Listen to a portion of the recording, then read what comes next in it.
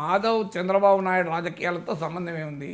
నేను ఎలాగైతే రామచంద్రరావు విషయంలో చెప్పానో ఆ కుటుంబమే ఆర్ఎస్ఎస్ నేపథ్యం ఉన్న కుటుంబం, ఆర్ఎస్ఎస్ పట్ల నిబద్ధత ఉన్న కుటుంబం.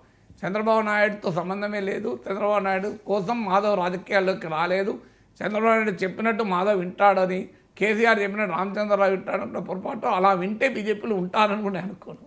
సో అందువల్ల ఇలాంటి రాజకీయ విమర్శలు కరెక్ట్ కాదు. Let us not undermine the new leaders. అక్కడ మాధవ్ అయినా ఇక్కడ రామచంద్రరావు అయినా ఆ పార్టీలో కమిట్మెంట్తో, ఆ పార్టీలో ఐడియాలజికల్ లాయల్టీతో ఈ స్థాయికి వచ్చారు. సో మనం we should wish them all the best. కానీ శాపనార్థాలు ఎందుకు పెట్టాలి? వాళ్ళు రాజకీయ వ్యాఖ్యలపైన కావాలంటే మనం విమర్శనాత్మకంగా విశ్లేషించవచ్చు. కానీ వారి క్యారెక్టర్ అసాసినేషన్, సో ఆయన ఏదో కేసీఆర్ పెడితే వచ్చాడు, ఈయనేమో చంద్రబాబు నాయుడు పెడితే వచ్చాడు, సో వీళ్ళకు సొంతగా ఏమీ లేదు అని మన క్యారెక్టర్ అసాసినేషన్ చేయడం భావ్యం కాదు కదా. ఈ విషయంలో బండి సంజయ్ కూడా కమెంట్ చేశారు సార్, ఏదో చంద్రబాబు నాయుడు చెప్తే మీ నిర్ణయం తీసుకుంటామా